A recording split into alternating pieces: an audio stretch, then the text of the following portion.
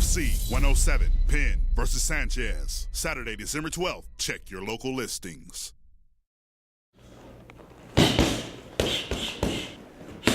My opponent, I think, is more proficient in the stand-up game. He has a long reach. He's a good athlete. I think he's still, in his game, his stand-up is better than his ground. So whenever I approach an opponent, I would just look at, well, where does he have the best chance of actually succeeding a victory against me? His best succession would be stand-up. His worst chance would be on the ground. So regardless of how I feel about my own stand-up, I actually feel very proficient there against him. But it's still like, I might only edge him out very slightly there, or not enough to make it drastic. Where on the ground, I feel it's a much more advantage towards me.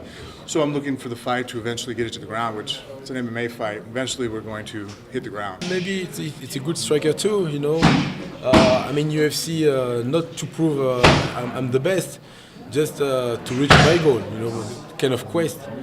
And if I have Mir on my way, whatever, Mir or someone else, that's the same thing, the weird fighter is not personal, just a business. So sometimes it's been personal. But right now, I don't care, it's just a step, kind of wall to cross, and that's it. I don't think if he get the opportunity to put me down, he tried to take this chance, that's it. Because I think he would like to stand up just to try, and just to feel confident about that, but he can make a mistake, even if he goes on the ground. So, let's see. Because of his stance, leads it to make it easier for the takedown. He has a very erect, European-style stance. His feet, which makes him very light on his feet, helps him kick very quickly. The only problem with that is it makes it less ability to defend your center of gravity. You see some of the guys that have more of a wrestling, have a little bit more of a powerful stance, a little bit deeper, seated in, more of a boxer sitting down on his punches. The problem with that is, though, it's harder to pick up and throw kicks because your center of gravity is a little bit lower.